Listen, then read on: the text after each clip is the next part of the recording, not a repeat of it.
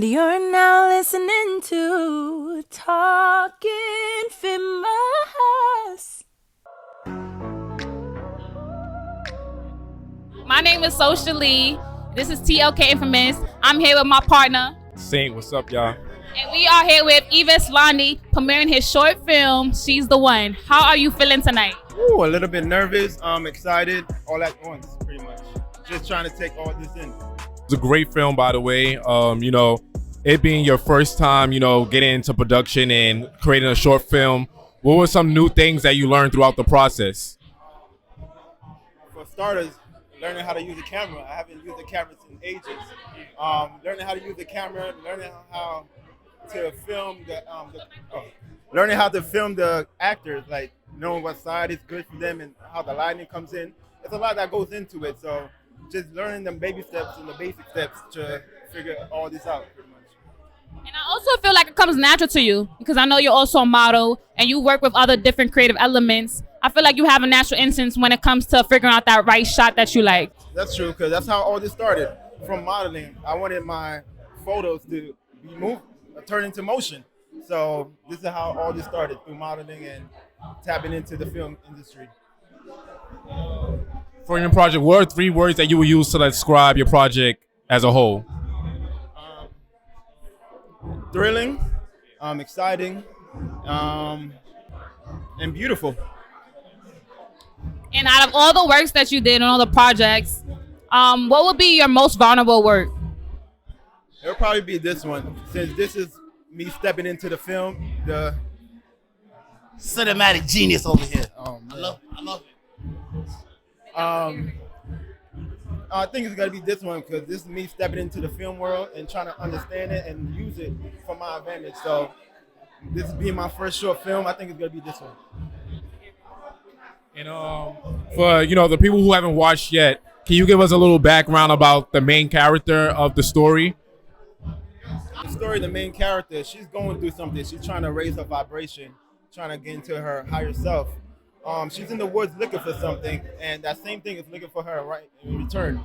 So throughout the film, she finds it, and she gets connected to whatever she was looking for, pretty much, if that makes sense. So I know you said the short film touches on spirituality. Are you looking forward to doing more projects on the essence of spirituality and those type of elements? Of course, because I feel like not a lot of people's tapped into that spirituality. And I want to enlighten that and bring it out forward, make people feel comfortable. It's not a scary thing. It's just people are misinformed or misguided through it. So I want to shine a light on that. Last question, like I said, it being your first project, what is your advice to anyone who want to conquer their fear or try something new? Pretty much you just got to jump into it. If it's what you want to do, it's going to come naturally. Don't be afraid of what others got to say. Just do you and be you and love you, pretty much. Wow, that was a beautiful note to leave us with. I also wanted to make sure that you let us know your Instagram and other Instagram or platforms that you are on, just so everybody can follow your work. For starters, you can just check me out on Instagram, Yves Landi. That's YVES_Lundy, LUNDI. Well, thank you so much. Stay tuned, guys. Hey, guys, we are back with TLK Infamous. We're at She's the One screening. My name is Socially. I'm here with my partner. What's up? It's Saint. And we're here with Johnny. What's up, guys? So how are you feeling? It's great.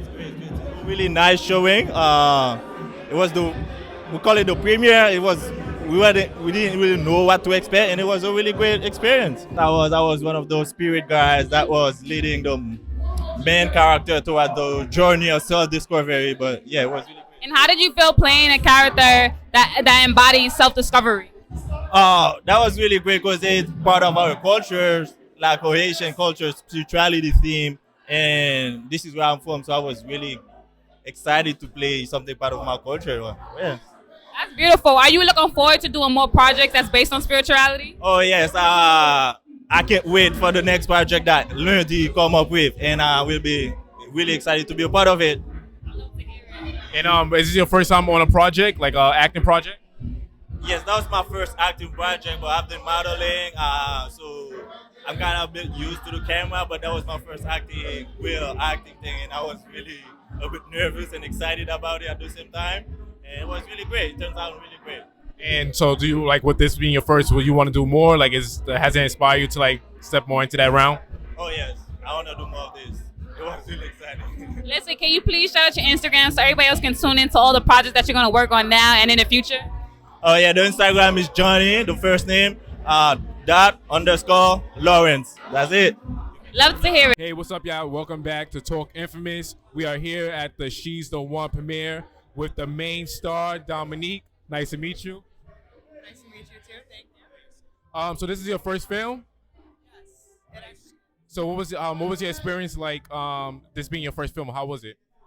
It was a really good experience, and this is the first time I saw it all put together, actually. So it really came together nice. So thinking back about filming and then looking at it now, it was great. Now, being the one inside the actual film, what was it like seeing the actual finished product and just watching yourself? Did you get a little bit different insight now you're watching the finished product? I did get different insight, but I'm the type of person that like maybe thinks a little bit worse of what I actually did. So watching it made me feel like better, more confident about my skills in modeling and my facial expressions and things like that. That's something that I'm working on right now with modeling. So it gave me confidence to keep pursuing what I'm doing. Do you ever feel vulnerable when doing any type of work that showcases you or anything you're about? Yes, I always feel vulnerable because it's just like, it's weird to be a part of that sometimes. But like when you're done with the product or the project, how do you feel afterwards? After, it always feels like an accomplishment. It always feels like an accomplishment. And regardless of, like, if I don't like how something turned out per se, which is not the case with this, but it still is like, I did that, I tried my best, I put in the work, and we have something now, so. And I know the main character talks about raising the frequency, and that's what the film is about. Can you relate to that character? Yes, definitely. Especially throughout the past few months. Like, I feel like I have been on my own type of journey. So to see something that I did at a different period where I'm not at where I am now and I still did, really good and give my best, it's nice to see. So. Please shout out your Instagram so people can follow your work and see everything that you're doing. Okay, my Instagram is Dommelay, DOMMELAY. Awesome. Tune in, guys. Great meeting you. I hope to see you in more films. But we'll check back in with you guys. We'll talk Infamous. Peace. Hey guys, we are back. So we got Jahid in front of us. How are you feeling today? I'm feeling good. I'm feeling excited and electrified, honestly. Thank you for having me. So how does it feel to be a part of this project? It really is a different kind of feeling. I don't know what I'm feeling in terms of being a part of the project, but I'm just happy to be a part of it. This being the first short film that I've ever been a part of, I was just elated to see all the work finally come together, watch it with you guys, and get everyone else's expression because mine is genuine. It's the first expression that I had too, and I'm just in awe at how amazing it all came out. So what is your relation to like the director and the producer of the project? Like, how did you guys come together and decide to collaborate? So I actually I started to break out about last year. I started getting into modeling.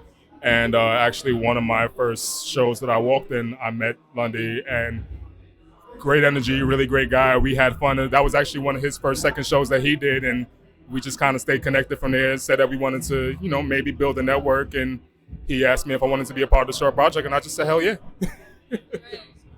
Are you looking forward to doing more short films or just any visual pieces in the future? Honestly, yes. I can't say that. I wasn't before, but now that I was a part of this one and seeing how it came out and everyone's reactions, I think I can do it again. I do aspire to be a voice actor. I just never really figured how I would go about doing it, especially because, fun fact, I don't like being in the limelight. Behind the scenes a little bit more with the voice acting, yeah. Exactly.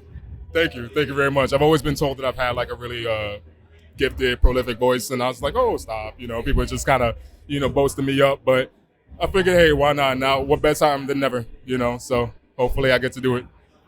One question then, being that you say you're interested in voice acting, what would be your ideal role that you would like to play? Or what type of company, like under animation, would you like to work for? That is a very good question. As you know, we have a lot of different Black and POC voice actors and actresses out there. Some that I still don't even know their names because there's so many more popping up in the scene now, and I'm just so grateful to see that. But the ones that I grew up with, like Phil Lamar and Cree Summers, those are the ones that have always inspired me because they were always in all your shows, all your childhood shows growing up. That you probably don't even think, but you know that voice. You hear that voice, and you're like, oh my God.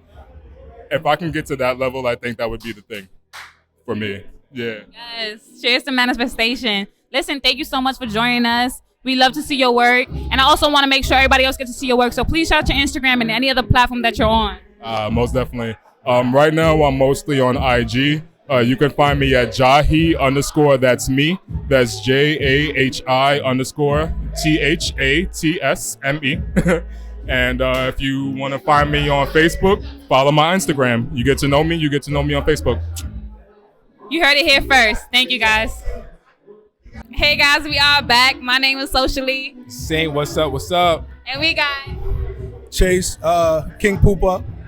Chase, though. Chase is easy. Chase. Listen, thank you so much for joining us. We want to know, what was your position in the project? How did you help with the project? Pleasure for having me. Thank you, guys. I was the videographer in the project. My job was try to bring it to life and also try to see things from a more creative perspective. Sometimes when you're recording, you pay attention to a lot of things that can be worked on as far as like being into certain moments, making certain moments look believable. You know, a lot of times we do natural reactions with our faces, but in camera, it needs to pop a lot more for it to be believable. You know, so something about when people look into the screen that they're working on, they want it to be more believable. So I try to make it to where you felt what was going on. So it told the story without you really knowing what the story was. You get what I'm saying? So certain scenes where she was scared, and then you see where she was kind of curious to see what was going on. And then when she accepted, it was kind of more of a relaxed tone on her face.